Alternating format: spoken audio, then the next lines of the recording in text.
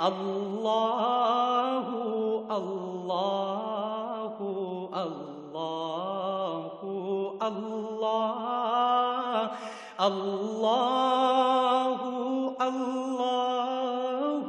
اللہ اللہ اعوذ باللہ من الشیطان الرجیم بسم اللہ الرحمن الرحیم۔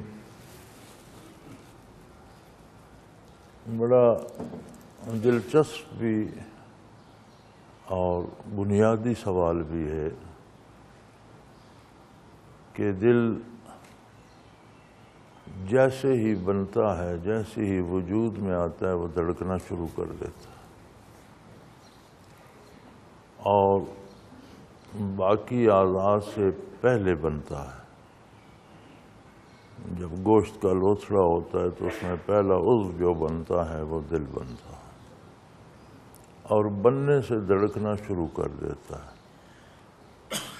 روح جو ہے وہ 120 دن کے بعد وجود میں آتی ہے۔ یہ حدیث شریف میں بھی ارشاد ہے اور جدید سائنس بھی گرتی پڑتی یہاں تک پہنچ گئی ہے۔ اس میں دیکھنا یہ ہے کہ روح کے دو عمل ہیں، دو فنکشن ہیں اس کے بدن دل کے فنکشن دو ہیں۔ ایک فنکشن ہے دل کا وجود کو قائم رکھنے کا،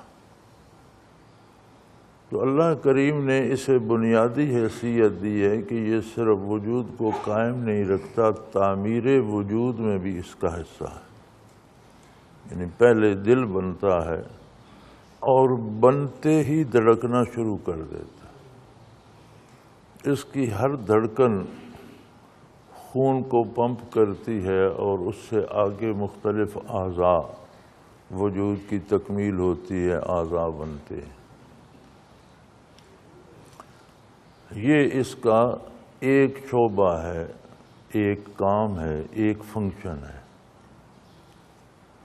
دوسرا فنکشن اس کا یہ ہے کہ جب روح آتی ہے تو انسان کو جو استعداد معرفت الہی کی دی گئی ہے اس کی بنیاد بھی دل ہے۔ اب روح آ گئی لیکن ابھی دل مکلف نہیں ہے، وجود بن گیا، پھر وجود پیدا ہوا، پھر وجود دنیا پہ بڑھتا رہا۔ جب اس کے اعضاء و جوارح دماغی نظام جو ہے وہ بلوغت کو سمجھنے کو پہنچا تو پھر وہ مکلف ہوا عبادات الہی کا اور معرفت الہی کا۔ تو وجود کے بننے کے لیے اور وجود کو قائم رکھنے کے لیے سب سے پہلے دل بنتا ہے اور دل کے بنتے ہی وہ دھڑکنا شروع کر دیتا ہے اور اس کی دھڑکن خون کو پھیلاتی ہے، پمپ کرتی ہے، جو اعضاء بنتے جاتے ہیں ان میں خون پہنچتا جاتا ہے۔ یعنی حیات مادی کا ہی نہیں، وجود کی تعمیر کا بھی سبب ہے۔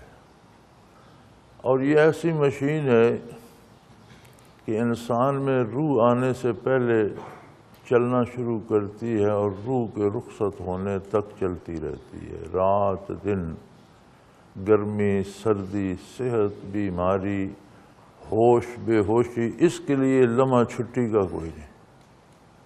آدمی کسی حال میں بھی ہے یہ دھڑکتا رہتا ہے، یہ چلتا رہتا ہے۔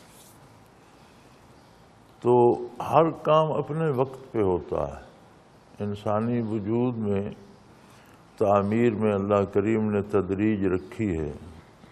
بچہ پیدا ہوتا ہے تو وہ نماز روزے کا مکلف نہیں ہے۔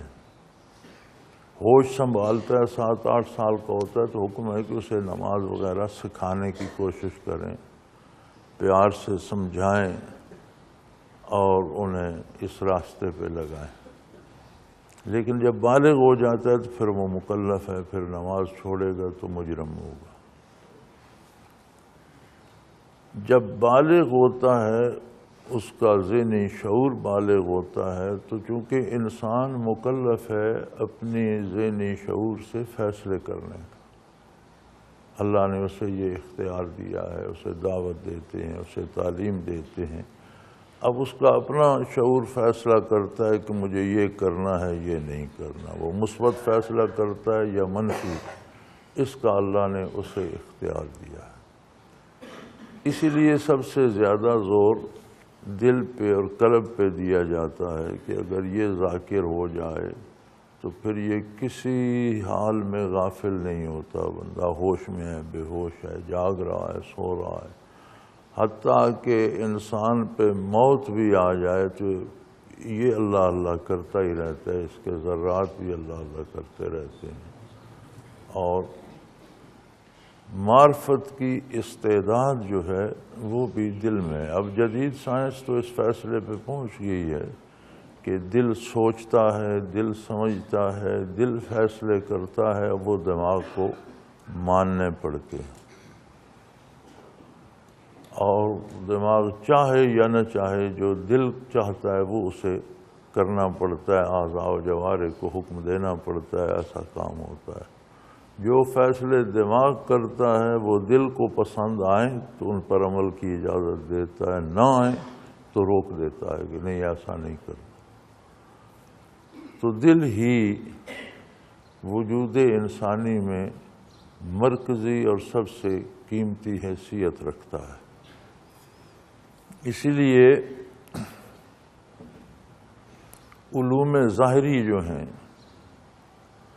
اب دین کے سارے علوم الحمدللہ عبادت ہیں، پڑھنے پڑھانے والے بھی عبادت کر رہے ہیں، بیان کرنے والے سننے والے بھی عبادت کر رہے ہیں، دین کی بات کرنا، دین کی بات سننا سب عبادت ہے۔ لیکن بڑا لمبا راستہ ہے عقل کو قائل کرنے کا۔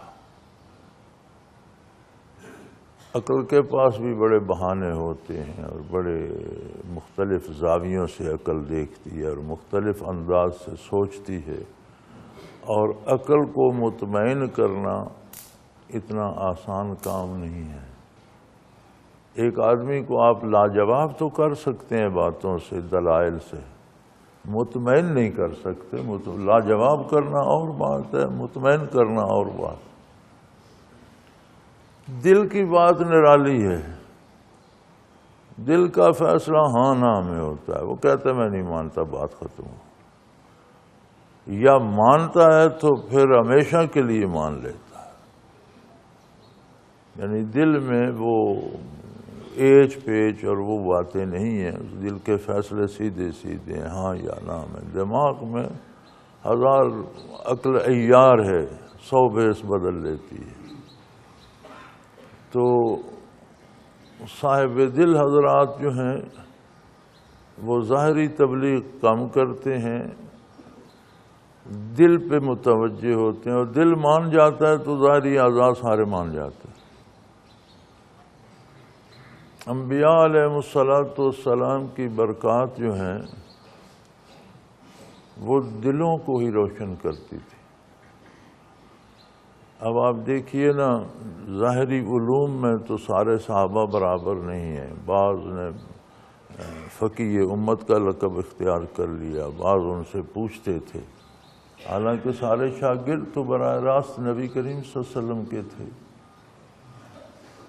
لیکن کیفیات قلبی میں حفظ مراتب تو ہر جگہ ہیں، لیکن صحابی تو سب ہو گئے۔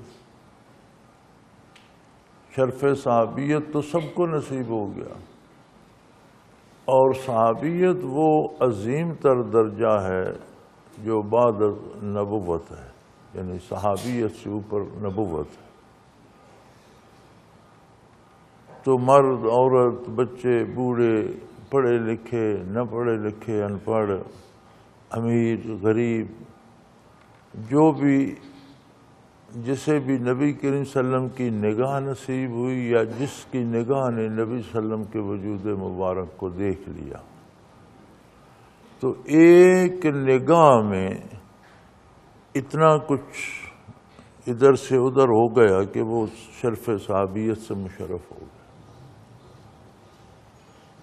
تو یہ کیفیت تھی جو دل نے وصول کی، اس میں عقل کی بات نہیں ہے، دماغ کی بات نہیں ہے، یہ وہ کیفیت تھی جو دل نے حاصل کی اور وہ شرف صحابیت سے سرفراز ہو گیا۔ تو دلوں کی بات بڑی عجیب اور بڑی نرالی ہے، لیکن ہماری بد نصیبی یہ ہے کہ ہم دل تک پہنچتے کم ہیں، ساری عمر صرف دماغ تک رہتی۔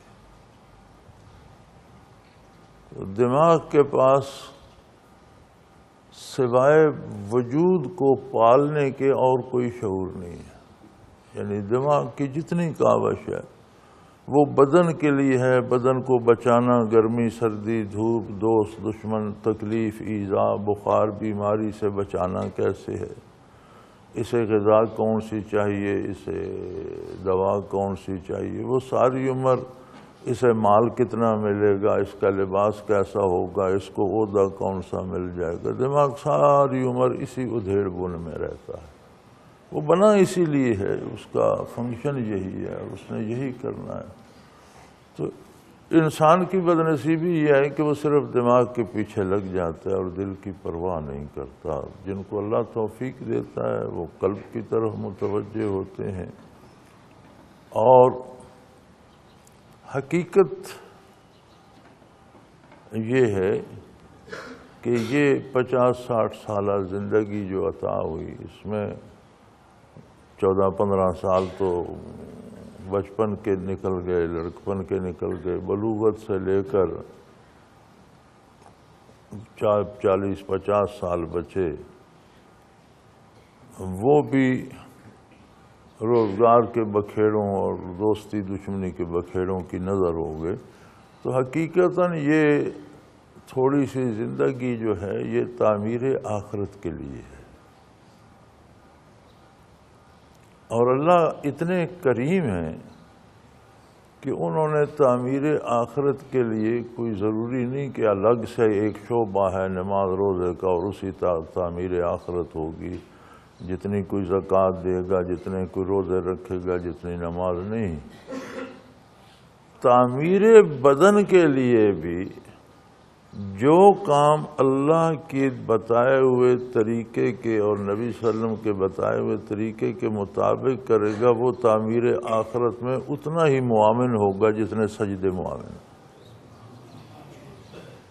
یعنی یہ آسانی فرما دی رب کریم نے کہ صرف دماغ پر نہ رہو، صرف عقل پر نہ رہو، دل کو ساتھ رکھو، دل میں اللہ کو بسا لو، تو تم روزگار حاصل کرنے کے لیے جو محنت کرتے ہو، روزگار کرتے ہوئے جو مشقت کرتے ہو، اس میں بھی دیانت داری سے کام لو، جس کام کی اجرت لیتے ہو وہ کام دیانت داری سے کرو، تو تمہارا وہ ملازمت کرنا بھی تعمیر آخرت کے کام میں آئے گا۔ اسی طرح دنیا کا ہر کام جو ہم کرتے ہیں، اگر اسے اتباع رسالت کے دائرے کے اندر رکھیں تو وہ ہر کام تعمیر آخرت کا سبب بن جاتا ہے، اور تعمیر آخرت کا سبب تب ہی بنتا ہے جب دل ساتھ دے۔ بنیادی بات یہ ہے۔ تو چونکہ دل کی اہمیت اتنی زیادہ ہے، اور اسے اللہ کریم نے ہر نیک عمل کا مرکز بنایا ہے، اللہ کریم ادھار نہیں رکھتے کسی کا۔ قرآن کریم میں موجود ہے کہ کافر بھی نیکیاں کرتے ہیں۔ اب کافر کا نہ اللہ پر ایمان ہے، نہ رسول اللہ صلی اللہ علیہ وسلم پر، نہ کتاب پر، نہ آخرت پر۔ جب آخرت کو وہ جانتا سمجھتا نہیں، مانتا ہی نہیں، تو آخرت کے لیے کہاں نیکی کرے گا؟ کوئی اچھا کام بھی کرے گا تو مراد کوئی دنیاوی فائدہ ہوگا یا شہرت ہوگی یا کوئی نہ کوئی۔ تو قرآن کریم میں ارشاد ہوتا ہے کہ ہم کافر کی نیکی بھی ضائع نہیں کرتے، اسے اس کا اجر دنیا میں لوٹا دیتے ہیں، وہ اپنا بدلہ پا لیتا ہے۔ لیکن چونکہ آخرت کے لیے تو اس نے کی ہی نہیں ہے، جب آخرت میں آتا ہے تو خالی ہاتھ ہوتا ہے۔ کی ہی دنیاوی فائدے کے لیے تھی، آخرت کے لیے تب کرتا جب آخرت پر ایمان لاتا۔ تو آخرت کو اس نے مانا ہی نہیں، تو آخرت کے لیے وہ نیکی کیا کرے گا؟ تو اس سارے میں بنیادی کردار دل کا ہے، اور اللہ کریم نے اسے ابتدا سے لے کر انتہا تک ساری دنیاوی زندگی کی بنیاد بنا دیا۔ حضرت جی ایک سوال ایسا ہے کہ جو میں شاید ٹی وی پہ نہ کر سکوں، اور بڑا ایک عجیب سا اور دلچسپ سا سوال ہے، کسی نے بھیجا تھا مجھے۔ وہ کہتے ہیں جب محمود غزنوی نے یہاں پر حملے کیے اور سومناتھ کے مندر تک وہ گیا، تو اس وقت کا کلچر یہ تھا کہ برہمن تھے جنہوں نے مندر بنا رکھے تھے اور وہاں پر لوگ چڑھاوا چڑھاتے تھے، اور وہ برہمن وہ چڑھاوے سارے اکٹھے کر کے تو بہت امیر ہو جاتے تھے۔ باقی جو لوگ تھے وہ سارے صرف خدمت کے لیے اور باقی کاموں کے لیے ہوتے تھے۔ محمود غزنوی نے آ کے وہ سارے مندر توڑے۔ اس کے بعد ایک سیٹ اپ شروع ہوا کہ جس میں وہ سوال کرنے والا یہ پوچھتا ہے کہ میں جب دیکھتا ہوں تو مندر کو میں ہٹا دیتا ہوں، ایک سائڈ پہ رکھ دیتا ہوں، اور وہاں پہ میں ایک مزار کو لے آتا ہوں، اور برہمن کو میں ہٹا دیتا ہوں اور وہاں پر ایک پیر کو رکھ دیتا ہوں، تو مجھے اس پیر میں، اس مزار میں، اس مندر میں اور برہمن میں کلچر وائز کوئی مجھے تبدیلی نظر نہیں آتی۔ اس کو کس طرح سے آپ ڈیفائن کریں؟ شرعاً اسلام نے قبر سے دولت کمانے کو حرام قرار دیا۔ قبروں پر چڑھاوے لے کر اس کو جمع کرنا، وہ دولت، قبروں سے پیسے حاصل کرنا، یہ شرعاً حرام ہے۔ یہ کوئی آمدن کا ذریعہ نہیں ہے۔ شرعی طور پر ذرائع جو ہیں آمدن کے وہ صرف 4 ہیں۔ ملازمت کرتا ہے، تجارت کرتا ہے، کاروبار کرتا ہے، مزدوری کرتا ہے یا کاشتکاری کرتا ہے۔ 5واں کوئی ذریعہ آمدن کا شرعاً نہیں ہے کہ وہ شیرینیاں لے کر کھاتا ہے، نذرانے لے کر کھاتا ہے، قبروں کے چڑھاوے کھاتا ہے۔ تو میں اس معاملے میں آپ کو ایک واقعہ سناتا ہوں۔ ایک مشہور گدی ہے، تو غالباً یہ 60 کی دہائی کا واقعہ ہے۔ اس زمانے میں گاڑیاں بہت کم ہوتی تھیں، کاریں پر، بلکہ یہ کہنا کہ کاریں تو بہت ہی کم ہوتی تھی، بسیں کم ملتی تھی۔ تو ایک پیر صاحب یہاں تشریف لے آئے، ایک مشہور گدی کے گدی نشین تھے، ان کے پاس کار تھی۔ حضرت جی کے پاس آئے کہ جی مجھے اللہ اللہ سکھائے۔ اب ہم 1.5 سال سے لگے ہوئے تھے لطائف کرنے۔ وہ آئے 2-3 دن رہے تو انہیں حضرت نے لطائف کرا کے 2-3 مراقبات بھی، احدیت، معیت، اقربیت کرا دی۔ اور مزے کی بات یہ ہے کہ انہیں مشاہدہ بھی ہو گیا 3 دنوں میں۔ وہ بتا رہے تھے مجھے عادیت پہ یہ نظر آ رہا ہے، معیت پہ یہ اقربیت۔ تو مجھے بڑی حیرت ہوئی کہ یہ اس کا ذریعہ آمدن بھی جائز نہیں ہے، حرام کھانے والا بندہ ہے۔ اور حضرت نے بڑی شفقت فرمائی، اس حکمت سمجھ نہیں آتی کیا بات ہے۔ اللہ بھی بے نیاز ہے، اس نے بھی اسے مشاہدے کرا دیے۔ تو چوتھے دن جب وہ رخصت ہونے لگا تو حضرت نے فرمایا کہ پیر صاحب آپ کا ذریعہ جو ہے کمائی کا وہ درست نہیں ہے، قبروں پر سے چڑھاوے کھانا شرعاً حرام ہے، اور حرام کھا کر اللہ اللہ نہیں ہوتی، دل سیاہ ہو جاتا ہے۔ تو آپ کو 2 میں سے 1 کا انتخاب کرنا ہوگا کہ آپ قبر کی آمدنی کھائیں گے یا یہ اللہ اللہ کریں گے اور اس طرف آئیں گے۔ تو اگر تو آپ کا انتخاب اس طرف آ گیا تو پھر میرے پاس آ جائیے گا، اور اگر اس طرف چلا گیا تو پھر آنے کی تکلیف نہ کیجیے۔ وہ چلا گیا تو مجھے فرمانے لگے تمہیں تجسس تو ہے، میں نے اللہ سے دعا کی تھی کہ اسے کچھ دکھا دے کہ یہ نہ کہے کہ یہ محض انہوں نے ایک شور مچا رکھا ہے اور پراپوگنڈا کر رکھا ہے، تو کھاتا تو یہ حرام ہے، لیکن تو قادر ہے اسے دلیل کے لیے تو دکھا دے کہ پھر انتخاب اس پر رہے۔ تو یہ قبروں سے آمدنی جمع کرنا اور کھانا یہ ویسے ہی ہے جیسے برہمن بتوں سے کھاتے تھے، اس میں کوئی فرق نہیں ہے، اور شرعاً یہ حرام ہے۔ اب یہ کوئی دلیل نہیں ہے کہ اکثر لوگ یہ کرتے ہیں، اکثریت کا کسی بات پر ہونا کوئی دلیل نہیں ہے، دلیل یہ ہے کہ حق پر کون ہے۔ تو یہ سوال کرنے والے کی بات بھی درست ہے کہ اس نے مسلمانوں میں اس کی جگہ لے لی ہے۔ شرعی طریقے سے ہر ایک کو اپنی مزدوری کرنی چاہیے، اپنی محنت، اپنا مجاہدہ کرنا چاہیے، اپنا رزق حلال وسائل سے حاصل کرنا چاہیے، اور دوسرے پر رزق کا بوجھ نہیں ڈالنا چاہیے۔ تو یہ درست نہیں ہے اور ان کا خیال ٹھیک ہے، لیکن اب مصیبت یہ ہے کہ اس کام کے کرنے والے تو بہت ہیں، کوئی محمود غزنوی نہیں رہا۔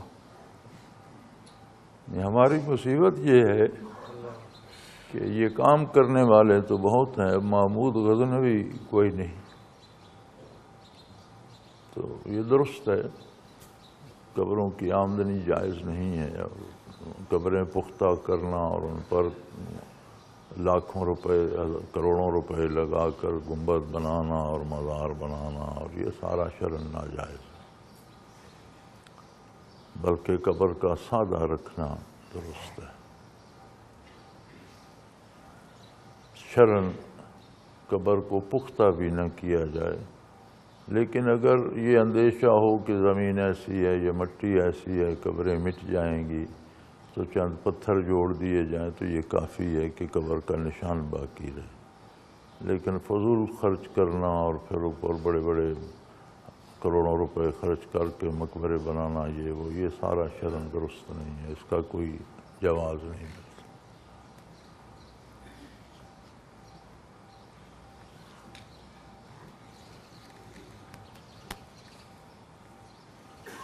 ہاں جی، اور کوئی سوال چل پڑیں گے تو پھر بہت چلیں گے، ہے جی؟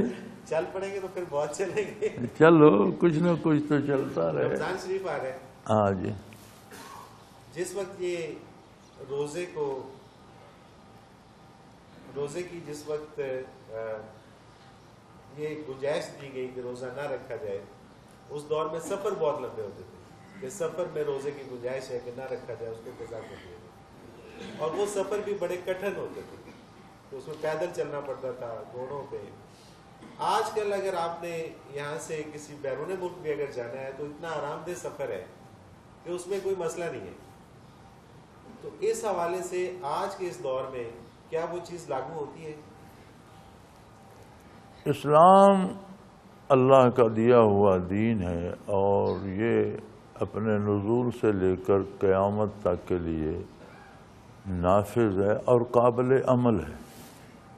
اس کے احکام ایسے ہیں کہ دنیا میں کتنے انقلابات آئیں، کتنی تہذیبیں بدلیں، کتنی نسلیں بدل جائیں، ہر عہد کے سوال کا جواب اس میں موجود ہے۔ اب اس عہد میں بھی جب قرآن نے سفر پر یا بیماری میں رخصت دی روزے کی کہ اگر بیمار ہے یا سفر ہے تو سفر کی حد وہ رکھی گئی جو نماز جس میں قصر ہو جاتی ہے۔ تو عموماً علماء فرماتے ہیں کم از کم 45 میل ہو یا 48 میل، یا کم از کم 45 میل ضرور ہو تو اس میں نماز قصر ہوگی۔ جہاں نماز قصر ہے اس میں روزہ قضا کرنا اجازت ہے، گناہ نہیں ہے کہ روزہ نہ رکھے اور بعد میں رکھ لے، قضا کر لے۔ لیکن وہاں یہ بھی فرما دیا کہ وَأَن تَصُومُوا خَيْرٌ لَكُمْ، قضا کرنے کی اجازت ہے، لیکن اگر تم روزہ رکھو تو وہ تمہارے لیے بہتر ہے۔ حکم اس وقت بھی یہ تھا کہ اگر کوئی ایسا بندہ ہے جو اس کٹھن سفر میں بھی روزہ رکھ سکتا ہے، اس میں قوت، تو روزہ رکھنا بہتر ہے۔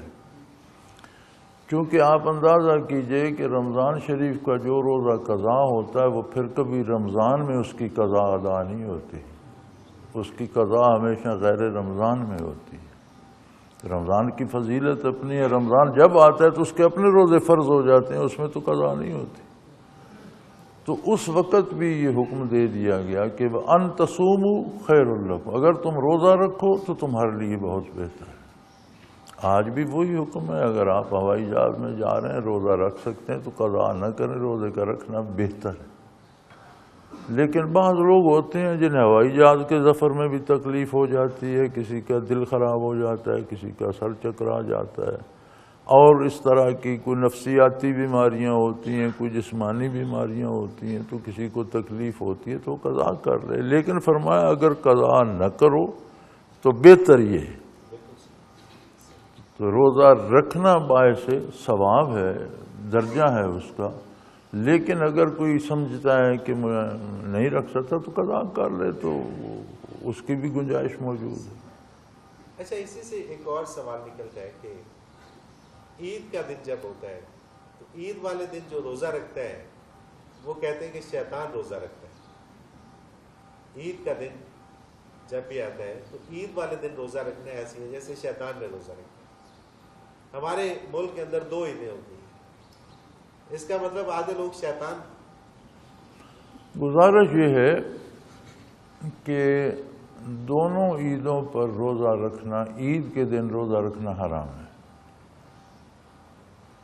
جو لوگ سارا سال روزہ رکھتے ہیں، ایک لفظ ہے صائم الدہر، ہمیشہ روزہ رکھنے والا، جو بندہ سارا سال روزہ رکھتا ہے وہ بھی دونوں عیدوں پہ روزہ نہیں رکھتا، کیونکہ عید کے دن روزہ رکھنا ممنوع ہے۔ عید کے دن فجر کی نماز کے بعد عید تک کوئی نماز بھی نہیں ہے، فجر کی نماز کے بعد پھر عید کی نماز پڑھے گا۔ جو لوگ ہمیشہ اشراق پڑھتے ہیں عید کے دن نہیں پڑھتے۔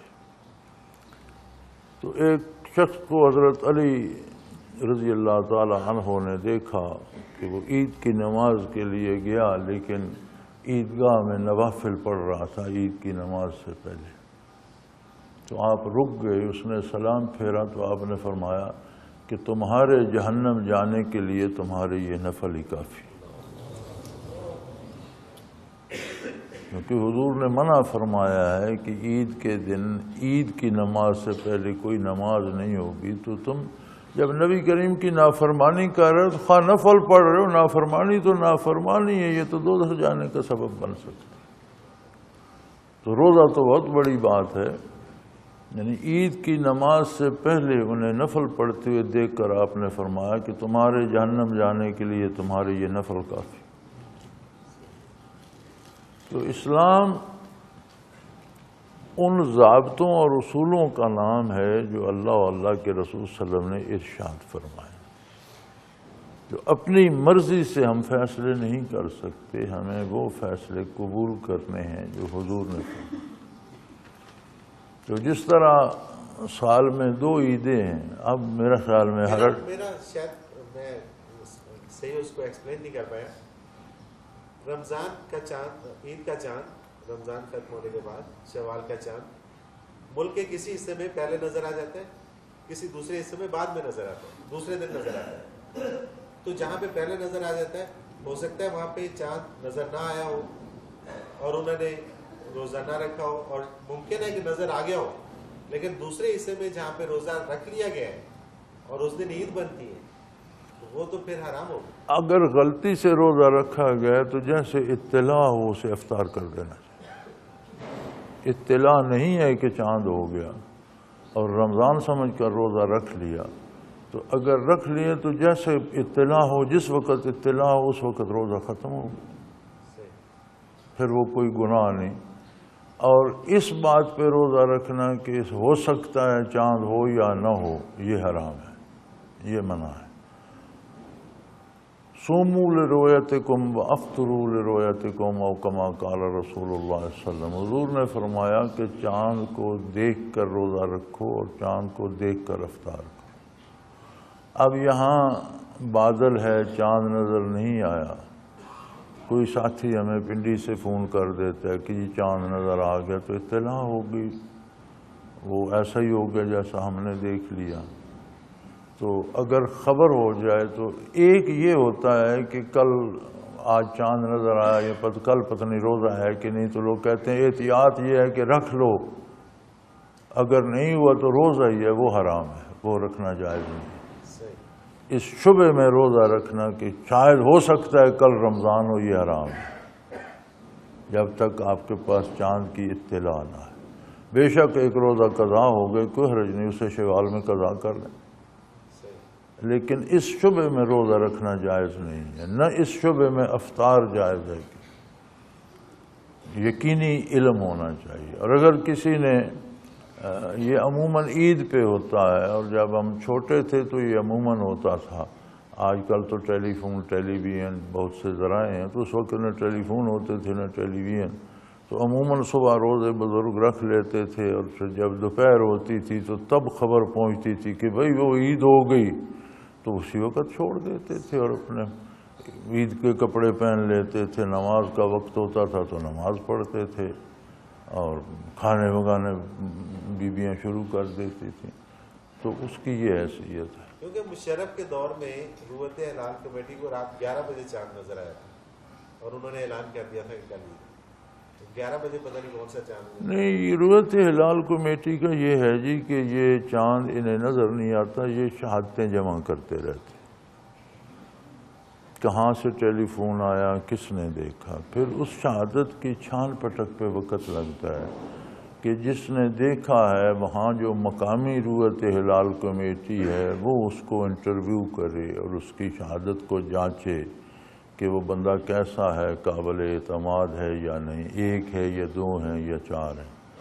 تو وہ شہادتیں لینے اور چھان پھٹک کرنے میں وقت لگ جاتا ہے، وہ بھی چونکہ ٹیلی فون کے ذریعے یہ سارا کر لیتے ہیں تو 11 بجے تک بھی ہو جاتا ہے، اس میں تو کوئی حرج نہیں۔ حرج یہ ہے جس طرف کسی کی توجہ نہیں ہے کہ چاند کے رینج ہیں جس میں چاند افیکٹو ہے۔ روئے زمین پہ اب دیکھ لیں نا، دن کے بھی مختلف جگہوں پہ دن ہوتا ہے، مختلف جگہوں پہ رات ہوتی ہے، یعنی سورج کا بھی اثر ایک حد تک ہے، آگے آگے چلتا جاتا ہے تو آگے آگے صبح ہوتی جاتی ہے، پیچھے پیچھے شام ہوتی جاتی ہے۔ اسی طرح چاند بھی جہاں نظر آتا ہے تو اس کے رینج ہیں کہ وہ کتنے حصے میں، جس حصے میں وہ نظر آ سکتا ہے وہ اس کا رینج ہے، جس حصے میں جو پیچھے رہ گیا جس میں اس کے نظر آنے کا امکان ہی کوئی نہیں، اس میں عید نہیں ہوگی۔ تو اب تو ان کو چاہیے کہ یہ رینج زمین پر مقرر کر دیں۔ امریکہ میں انہوں نے دن کے بھی ٹائمنگ کے 24 گھنٹوں کے 6 رینج بنائے ہوئے، یعنی آپ کو نیو یارک یا ایسٹ امریکہ سے ویسٹ کوسٹ تک جاتے ہوئے 6 ٹائم زون ملتے ہیں، اور وہ اس کے نقشے ملتے ہیں آپ کو۔ امریکہ کا نقشہ لیں ٹائم زون کا تو اس میں لکیریں پڑی ہوئی، یہاں سے یہاں تک یہ ٹائم ہوگا، یہاں سے یہاں تک یہ ٹائم۔ چاند کے بھی اب وہ مقرر کرنے چاہیے کہ اگر کراچی میں چاند آیا تو وہ کہاں تک مؤثر ہے، اور کون سے شہر ایسے ہیں جن میں کراچی میں نظر آ سکتے ہیں اور ان میں نظر نہیں آ سکتے۔ اب لاہور اور کراچی کے ٹائم میں آدھے گھنٹے کا فرق ہے۔ اگر لاہور میں چاند کی عمر اتنی ہے کہ اسے نظر نہیں آنا چاہیے تو پھر کراچی کے چاند پر لاہور میں عید کیسے ہوگی؟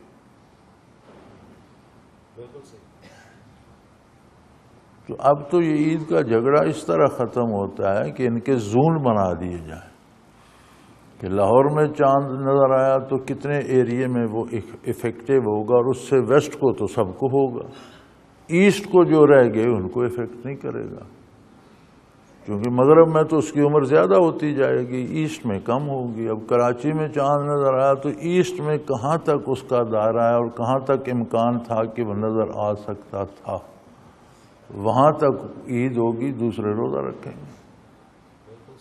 اب تو یہ زون مقرر ہونے چاہیے، پتہ نہیں یہ کیوں نہیں کرتے، شاید اس طرف کسی کی توجہ ہی نہیں ہے۔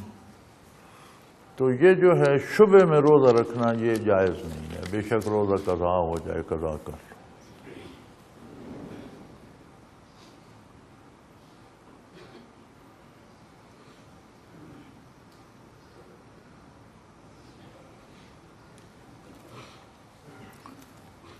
اللہ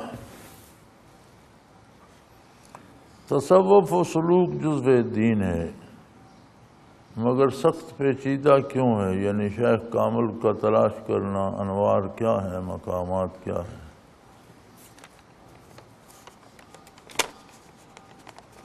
انسانی مزاج ایسا ہے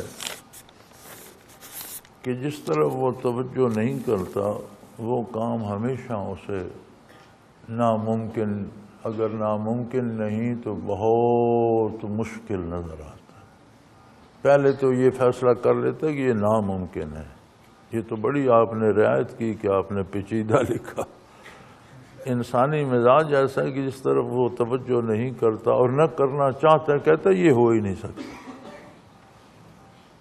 لیکن اللہ کریم نے بڑا اسے سہل کر دیا ہے، اور سب سے سہل ہے یہ۔ فرمایا والذین جاہدوا فینا لنہدینہم سبلنا۔ ذرا فینا پہ غور فرمائیے، یہ تصوف ہے۔ والذین جاہدوا فینا، جو میری ذات میں، میری تلاش میں، مجھے پانے کے لیے محنت کرتے ہیں، لنہدینہم سبلنا، ان کے لیے ہم اپنے راستے کھول دیتے۔ مفسرین کرام فرماتے ہیں کہ اللہ کریم کیسے راستے کھولتے ہیں عالم اسباب میں، تو فرماتے ہیں کہ وہ ایسے بندوں کے پاس پہنچا دیتے ہیں جو پہلے معرفت الہی سے سرشار ہوتے۔ تو اب مشکل تو اپنا فیصلہ ہو گیا نا، یہ کام تو مشکل نہ رہا۔ تصوف پیچیدہ نہیں ہے، پیچیدہ ہمارا اپنا فیصلہ ہے۔ جو تہ دل سے فیصلہ کر لیتے اللہ کریم کسی نہ کسی طرح اسے ایسے بندوں سے ملوا دیتا ہے جو اس راہ کے مسافر ہوتے ہیں۔ لیکن یہ فیصلہ کرنا مشکل ہو جاتا ہے، بندہ اتنا مصروف ہوتا ہے دنیا میں کہ وہ دین کو زیادہ سے زیادہ 5 نمازوں تک محدود کر دیتا ہے، یا زکوٰۃ اور رمضان تک، یا عمرے اور حج تک۔ بلکہ اب تو عمرے بھی دین کے لیے نہیں، دنیا کے لیے کیے جاتے ہیں۔ دین کے لیے ہوتے تو حج فرض عین ہے، اور اس کی شرائط یہ ہے کہ بیت اللہ تک جانے کی استطاعت رکھتا ہو، اتنی فرصت ہو کہ جتنا عرصہ وہاں جانا ہے پیچھے کوئی نقصان نہیں ہوگا، کوئی رکاوٹ نہ ہو، کوئی بیماری نہ ہو۔ تو جو بندہ عمرے کے لیے جاتا ہے یہ ساری شرطیں پوری ہوتی ہیں تو جاتا ہے نا، تو اس پر تو حج فرض ہو گیا، استطاعت ثابت ہو گئی۔ لیکن لوگ عمرے کرتے ہیں، حج نہیں کرتے، عمرے 10 کرتے۔ تو اگر فرض کرنا پورا کرنا ہوتا تو حج کرتے، پھر یہ عمرے تو لوگوں کو دکھانے کے لیے کرتے ہیں نا۔ یعنی اللہ کی اطاعت تو کرتے تو پہلے حج کرتے، پھر نفلی عمرے کرتے رہتے، کیونکہ عمرہ تو نفل ہے، حج فرض ہے۔ اور جب یہاں سے گیا بھی، مکہ مکرمہ بھی پہنچا، مدینہ منورہ بھی گیا، وہ وقت بھی لگایا، خرچ بھی کیا، تو اس کا مطلب ہے استطاعت اور فرصت ساری ثابت ہو گئی، تو حج فرض عین ہو گیا اس پر۔ لیکن اس کے باوجود لوگ حج نہیں کرتے، عمرے کرتے ہیں۔ تو اب تو لوگوں نے دین کو بھی دنیاوی شہرت کا ایک ذریعہ بنا لیا ہے کہ یہ میں نے اتنے عمرے کیے، میں ہر سال جاتا ہوں، میں یہ ہے، میں وہ ہے۔ تو دین کو دین سمجھ کر کیا جائے اور دل میں قرب الہی کی جستجو پیدا ہو جائے اور اس میں جان ہو، وہ سچی ہو، تو اللہ کریم راستے سیر کر دے۔ انوارات کیا ہیں، مقامات کیا ہیں، یہ اس راہ کی کیفیات ہے۔ کیفیات نہ لکھی جاتی ہیں، نہ پڑھی جاتی ہیں، نہ بولی جاتی ہیں، نہ سنی جاتی ہیں، کیفیات محسوس کی جا سکتی ہیں، کیفیات کو پایا جا سکتا ہے۔ لیکن ہر بندہ اب مقامات کی بات کرتے ہیں تو ہر بندے کو ایک مقام پر مختلف اپنی حیثیت کے مطابق کیفیت نصیب ہوتی ہے. 15 بندے کھڑے ہیں تو 15 کی ایک کیفیت نہیں ہوتی، 50 ہیں تو 50 کی ایک کیفیت نہیں ہوتی. اور یہ آپ ظاہر میں بھی دیکھ لیں، جب ہم نماز باجماعت ادا کرتے ہیں تو بہت سے اس کے فوائد میں ایک فائدہ یہ بھی ہے کہ ہر متنفس کا ایک ذاتی تعلق ہے رب العالمین کے ساتھ، دوسرے کا الگ ہے، تیسرے کا معیار الگ ہے، چوتھے کا الگ ہے. تو اگر 10 بندے کھڑے ہیں تو 10 طرح کا تعلق ہے ان کا اللہ کریم کے ساتھ، 10 طرح کی رحمتیں نازل ہو رہی ہیں. تو جب رحمتیں نازل ہوتی ہیں تو وہ تو ابر باران کی طرح سب پہ برستی ہیں، تو گویا 10 بندوں پر 10 مختلف طرح کے انوارات برس رہے ہیں، ان سے 10 ہی مستفید ہو رہے ہیں. تو یہ ایک فائدہ ہو گیا نماز باجماعت کا. اس لیے حضور نے اس کی تلقین فرمائی ہے. 50 ہیں، 100 ہیں، 200 ہیں، 1000 ہیں، 10 جتنے بڑھتے جائیں گے اتنی نسبتیں بڑھتی جائیں گی اور اتنے مختلف انداز رحمت الہی کی بارش کے ہوتے جائیں گے. اسی طرح جتنے دل ذاکر ہوتے ہیں ہر دل کا تعلق اپنا ہوتا ہے، اس کا ایک اپنا رنگ، اس کی اپنی کیفیت ہوتی ہے، اور اسی طرح کی اس پر روشنیاں، انوارات، برکات آتی ہیں. اسی لیے مل کر ذکر کرنے میں بھی زیادہ برکت ہوتی ہے اور زیادہ لوگوں کے بیٹھ کر ذکر کرنے میں بھی زیادہ برکت ہوتی ہے کہ مختلف قسم کی رحمتیں نازل ہو. جب نازل ہوتی ہیں تو پھر جتنے بیٹھے ہیں سب پہ برستی ہیں.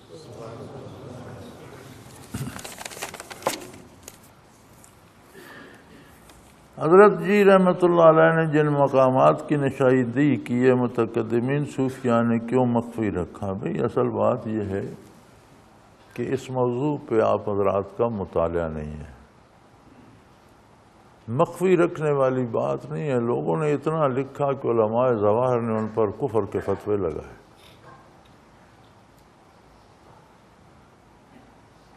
اور اتنا لکھا کہ لوگوں کے سر چکرا گئے. جو اس شعبے کو نہیں سمجھتے تھے انہوں نے ان پر، ابن عربی رحمۃ اللہ علیہ جیسے لوگوں پر بھی فتوے لگے اور ابھی تک لگتے جا رہے ہیں. اور ایسے عجیب لوگ تھے کہ فتوحات مکیہ پر ان پر فتوے لگے اور وہ کتاب انہوں نے لکھ کر بیت اللہ شریف کی چھت پہ پھینک دی تھی اور صدیوں بعد کسی نے اتاری. بارشیں بھی برستی رہیں، دھوپ بھی اور بادل بھی اور ہوائیں بھی چلتی رہیں، قلم سے لکھی ہوئی کتاب خراب نہیں ہوئی تھی.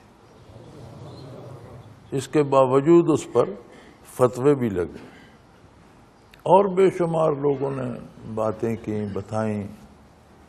حضرت رحمۃ اللہ تعالیٰ علیہ کی عظمت یہ ہے کہ انہوں نے صرف راہ سلوک کے منازل بتائے، دائیں بائیں کی باتیں انہوں نے نہیں کی. ورنہ مالا بدھا قبل القیامہ ایک کتاب ہے، آپ اسے دیکھیں، یعنی قیامت سے پہلے کیا کیا وقوع پذیر ہوگا، ضرور ہوگا، لا بدھا یعنی یقینی طور پر ظہور پر. تو اس میں انہوں نے وہ نقشہ، وہ کہتے ہیں روشنی سوا نیزے پہ لٹک رہی ہوگی. یہ آپ کی سٹریٹ لائٹس جو آج جلی ہیں، یہ اس زمانے میں وہ لکھ رہا ہے. اس زمانے میں وہ مالا بدھا قبل القیامہ میں لکھتا ہے کہ سواریاں ایسی ہو جائیں گی جو کھانے پینے والی نہیں ہوں گی، یعنی زندہ جانور نہیں ہوں گے، لیکن مہینوں کی مسافت ساعتوں میں، گھنٹوں میں طے کریں گی. اب اس نے 1200 سال پہلے آپ کا آج کا ہوائی جہاز دیکھ لیا. اس میں اور بہت سی اس طرح کی باتیں ہیں کہ بندہ حیرت زدہ رہ جاتا ہے. لوگوں نے ادھر ادھر کی باتیں تو بہت کی، لیکن مقامات سلوک کی نشاندہی بہت کم لوگوں نے کی، اور متقدمین حضرات نے کی، ایسا نہیں کہ نہیں کی، کتابیں بھری ہوئی ہیں.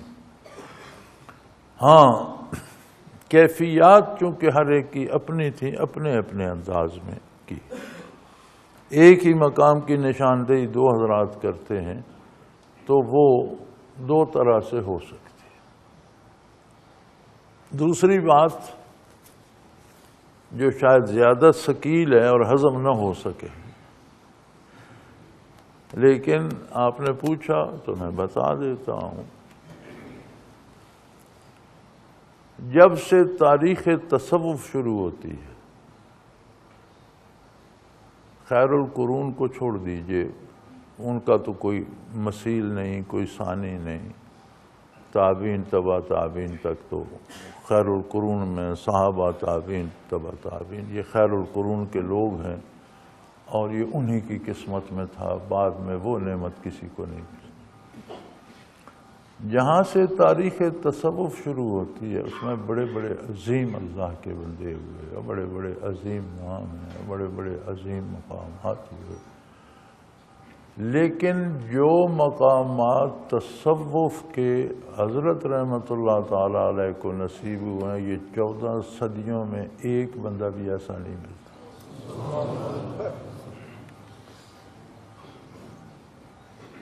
اور یہ بڑی مشکل بات ہے ایسے ہضم کرنا۔ تو کیفی دلیل جو ہے وہ تو ہر بندے کے نصیب میں نہیں ہے۔ ظاہری دلیل میں آپ کے سامنے رکھ دیتا ہوں، آپ خود فیصلہ کر لیجئے۔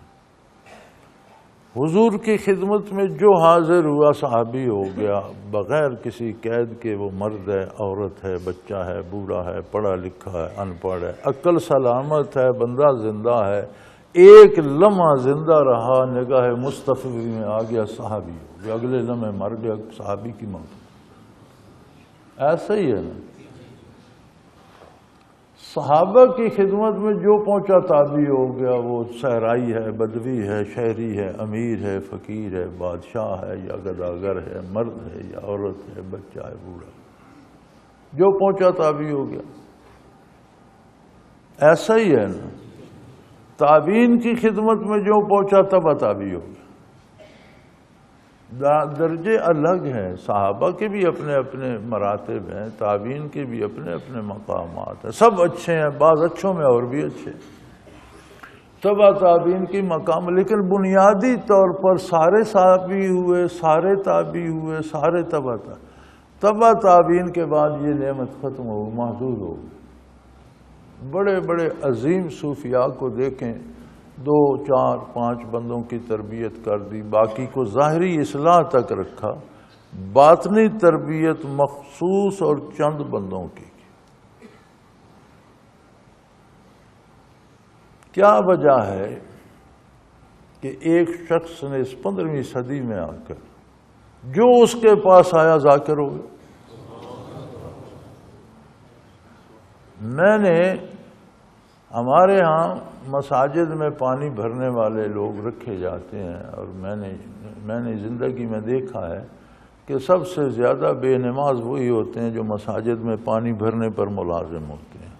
عموماً گاؤں کے ہوتے ہیں کوئی ماچھی شاچھی یا اس طرح کے لوگ، یا مصلی یا اس طرح کے لوگ، ان کے ذمہ لگا دیتے ہیں کہ تمہیں یہ دیں گے، تم مسجد میں پانی بھر دیا کرو۔ تو میں نے کم ہی دیکھا ہے کہ کبھی وہ نماز بھی پڑھتے ہیں، یہ بڑا شاذ ہے، مسجد میں پانی کے مٹکے بھر کے چلے جائیں۔ حضرت کی مسجد میں پانی بھرنے والے ماشکی کو میں نے فنا فی الرسول دیکھا۔ یہ میرا مشاہدہ ہے کہ جو مٹکے میں پانی بھرا کرتا تھا وہ فنا فی الرسول بھی تھا۔ اور ایک دن بیٹھا مسجد میں، اکیلا بیٹھا لطائف کر رہا تھا، تو کہیں سے کوئی سانپ نکل آیا۔ اب وہ بھی ایسے کر رہا تھا، تو سانپ نے ڈنگ مارنے کی کوشش کی، وہ ایسے کرتا تو اسے کوئی چیز اس طرح لگی، تو اس نے وہ کہتا ہے کیا بکواس کرتا ہے، میرا وقت ضائع کر، دفعہ ہو جا، کو اپنا کام کر۔ یعنی وہ اسے نہ کوئی ڈر لگا، نہ وہ گھبرایا، الٹا سانپ کو اس نے جھڑک دیا کہ کیا یار مجھے پریشان کر رہا ہے، جا بھاگ جا یہاں سے۔ اور اللہ کی شان، سانپ۔ اب وہ شخص مسجد میں پانی بھرا کرتا۔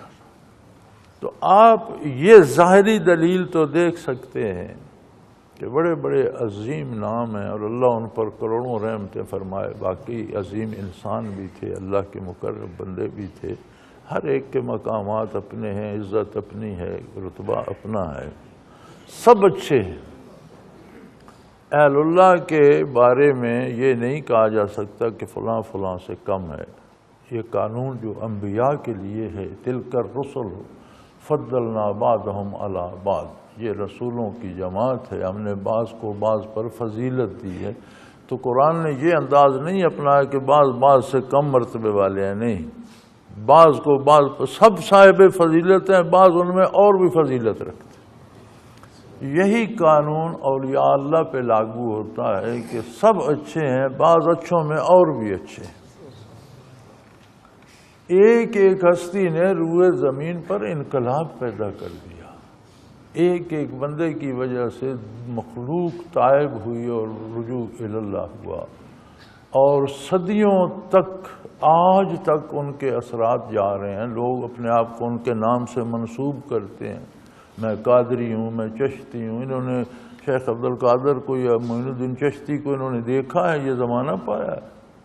یعنی وہ قوت ان کی ابھی تک آ رہی ہے. عظیم شخصیات تھیں، لیکن تبا تعبین کے بعد جس کی مجلس میں آنے والا ہر بندہ مرد عورت ذاکر ہو جائے، وہ آپ کو حضرت جی ملیں گے، درمیان میں آپ کو کوئی ہستی نہیں ملے. یہ اللہ کی عطا ہے جس پر جو کرتا ہے. اس لیے جن مقامات کی نشاندہی حضرت نے کی وہ حضرت ہی کو کرنی چاہیے تھی. یہ اپنے اپنے مقام کی بات ہے.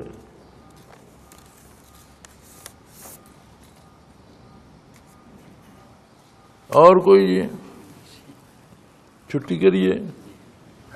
حضرت آپ نے فرمایا کہ یہ ریئل ماس کے طریقے 4 ہیں. تو جو لوگ تعویذ سے پیسہ لیتے ہیں وہ ایک حدیث کا حوالہ دیتے ہیں کہ ایک دفعہ چند صحابہ جو ہے نا یا کہیں غزوہ یا کسی جگہ گئے ہوئے تھے. تعویذ یا دم کر کے اجرت لینا شرعاً جائز ہے،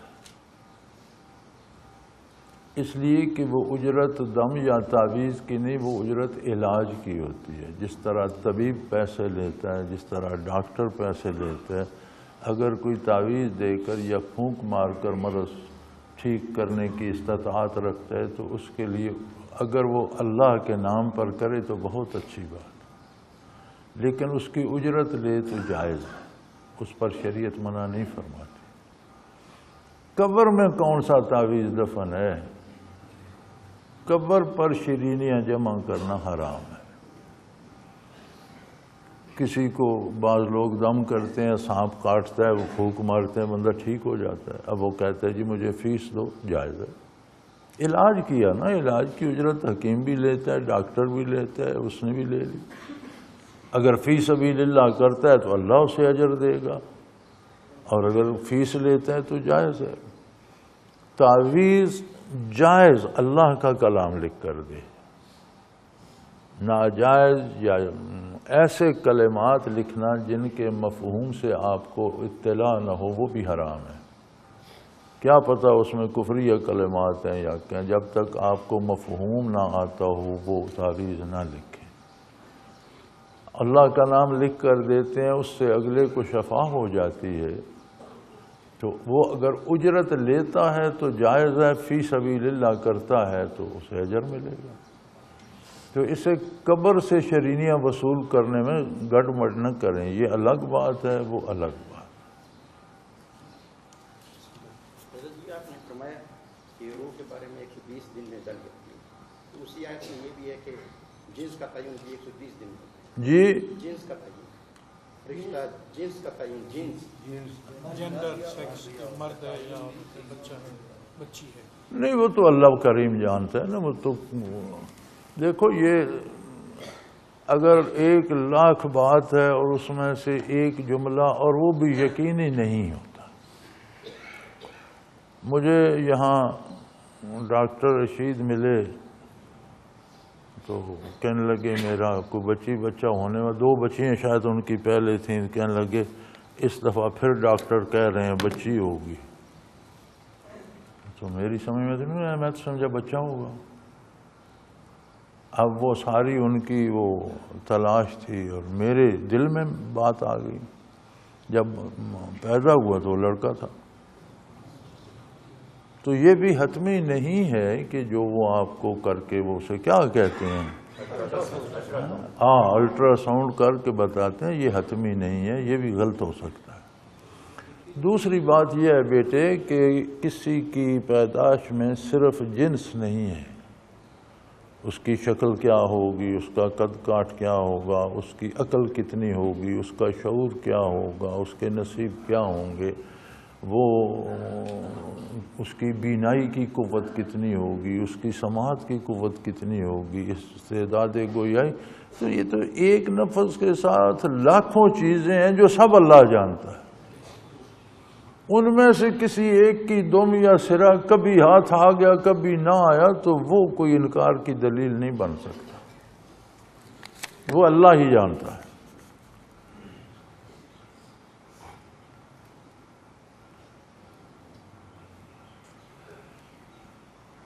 یہ فرمائیے کہ کیا کائنات میں مادیت کے نظام کی طرح روحانیت کا نظام بھی عمل پیرا ہے جس میں مادیت کا دخل نہ ہو سکے؟ میرے بھائی، حق یہ ہے کہ مادیت روحانی نظام کے تابع ہے۔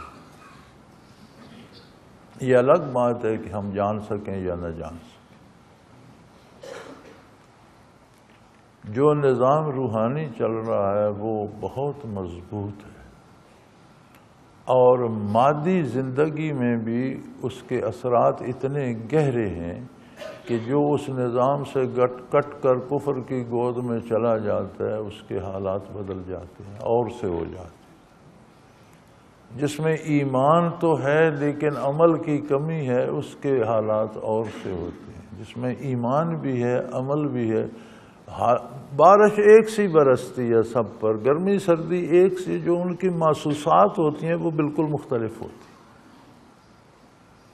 ایک بندہ بادشاہ ہو کر بھی گھبرا رہا ہوتا اور ایک بندہ فقیر ہو کر مزے کر رہا ہوتا۔ بات تو احساسات کی ہے نا، تو احساسات یا جو چیزیں ہم محسوس کرتے ہیں وہ روحانی نظام کے تابع ہوتی ہیں کہ ہمارا اس کے ساتھ کتنا تعلق ہے، کتنا مثبت ہے یا کتنا منفی ہے۔ مادی چونکہ ہمیں نظر آتا ہے، محسوس ہوتا ہے۔ کسی بادشاہ کی آنکھ کھلی، ایک حکایت ہے کہ کسی بادشاہ کی آنکھ کھلی محل میں اور شہری کو اس نے باہر نگاہ دوڑائی، تو کوئی یہ سڑکیں بنانے کے لیے پتھر اکٹھے کر دیتے ہیں، اس طرح کا کوئی ڈھیر تھا، اس پر پڑا کوئی فقیر سو رہا تھا، اور اس کے پاس تو کپڑا بھی کوئی نہیں تھا، کوئی ایک چادر سی پتلی سی بچھائی ان پتھروں پر اور سو گیا۔ تو اس نے کہا کمال ہے یار، ہمیں شاہی بستر پہ نیند نہیں آتی، اس عجیب بندے کو دیکھو پتھروں پہ سو رہا ہے، اور وہ بھی ٹوٹے پھوٹے پتھر جن کے نوکیں نکلی ہوئی ہوتی ہیں۔ تو اس نے کہا ایسے سو وہ دربار میں لاؤ۔ اسے بادشاہ کے پیش کیا گیا۔ اس نے کہا میں نے دیکھا ہے تم پتھروں پہ سو رہے تھے۔ اس نے کہا جی۔ تو پھر کیسے تمہاری رات گزری؟ وہ کہنے لگا کچھ تو بادشاہ سلامت آپ جیسی گزر گئی، کچھ آپ سے بہتر گزری۔ وہ حیران ہو گیا۔ اس نے کہا عجیب بات کرتے ہو یار، میں شاہی محل میں تھا، تم پتھروں پہ۔ اس نے کہا بادشاہ سلامت، جب میں سو گیا آپ سو گئے، سونے والے برابر ہیں، شاہی بستر پہ سو گئے یا پتھروں پہ سو گئے، آپ بھی غافل ہو گئے میں بھی غافل ہو گئے۔ سونے والے کو کیا پتا کہ وہ پتھروں پر پڑا ہے یا بستر۔ لیکن جو وقت جاگتے گزرا آپ پریشان ہوتے رہے، میں اللہ کا ذکر کرتا رہا، وہ میرا آپ سے بہتر گزرا۔ تو کچھ رات میری آپ سے بہتر گزری، کچھ آپ جیسی گزر گئی۔ کہ جب تک آپ جاگتے رہے آپ دنیا کے بکھیڑے سوچتے رہے، میں جب تک جاگتا رہا میں اللہ اللہ کرتا رہا، تو وہ میرا وقت آپ سے بہتر گزر گیا۔ اور جب سو گئے تو دونوں ایک جیسے ہو گئے، آپ جیسی گزر گئی۔ تو یہ جو روحانی نظام ہے یہ اللہ کی طرف سے ہے، اور بندہ مکلف ہے جب بندہ جتنے خلوص سے اللہ کو مانتا ہے، جتنے خلوص سے اللہ کے نبی کی اطاعت کرتا ہے، اتنا اسے روحانی نظام میں ایک مقام، ایک درجہ، کچھ سہولتیں مل جاتی ہیں۔ اور اگر دنیا کی تکلیف بھی آئے تو وہ سہولتیں اسے شاد کام رکھتی ہیں، وہ پریشان نہیں ہوتی۔ جس کا تعلق روحانی نظام سے نہ ہو، کافر ہو جائے، یا ہو تو کمزور ہو، مسلمان ہو، باعمل نہ ہو، اس طرح کی اسے وہاں سے ریلیف ملتی ہے۔ پھر دنیا کی سہولتیں بھی ہوتی ہیں تو وہ بے قرار رہتا ہے۔ کافر ہے تو اسے کبھی چین ہی نصیب نہیں ہوتا، مومن ہے، بے عمل ہے تو کبھی دل خوش ہو گیا، کبھی غمزدہ ہو گیا۔ وہ کیفیات جو آپ پیسہ اکٹھا کرتے ہیں، مکان بناتے ہیں، گاڑی لیتے ہیں، لباس پہنتے ہیں، اس لیے نا کہ اس سے سہولت ملے۔ دوسری چیز ہے لوگوں پر روب داب، لیکن پہلی چیز تو اپنے آپ کو آرام پہنچانا ہے نا۔ تو اگر اس کے ہوتے ہوئے بھی آرام نہ ملے، دل پریشان رہے، تو پھر اس کا کیا فائدہ؟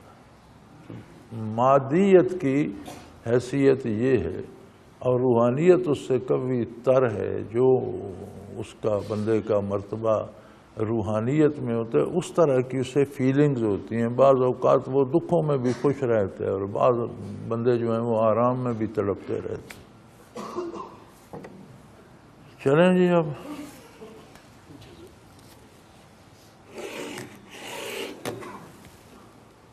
الحمدللہ رب العالمین، والصلاة والسلام علی حبیبہ محمد وآلہ وصحبہ۔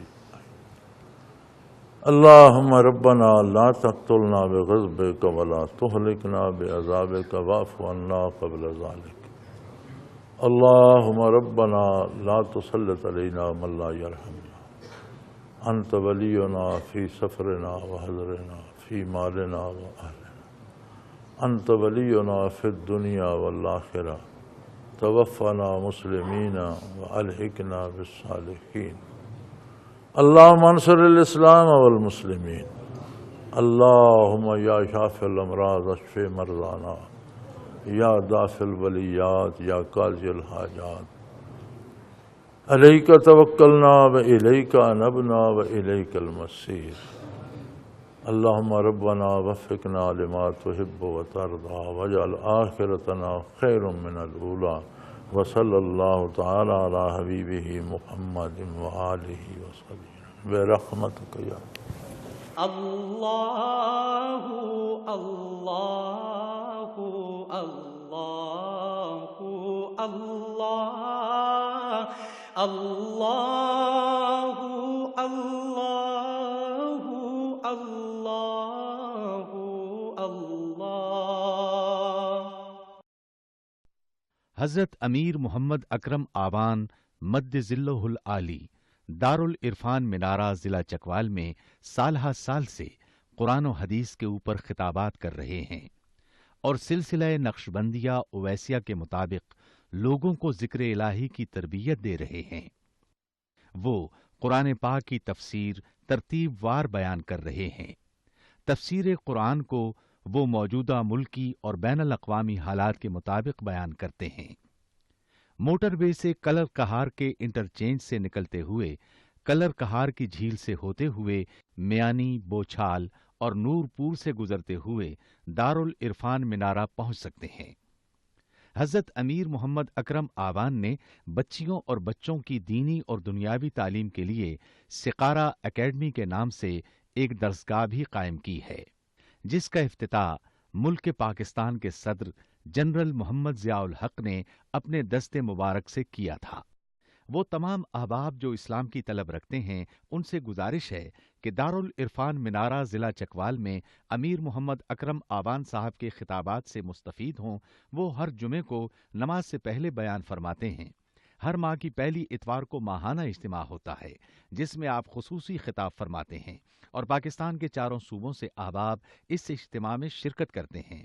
اس کے علاوہ یہاں سال میں 2 مرکزی اجتماعات بھی ہوتے ہیں، ایک رمضان المبارک میں اعتکاف کا اجتماع، اور دوسرا جولائی اور اگست میں 40 دن کا اجتماع ہوتا ہے، جس میں روحانی تربیت کی جاتی ہے۔ اپنا خون سیماب دے کر اتنا ہم کر جائیں گے، نام آقا کا چمن میں پھر رقم کر جائیں گے۔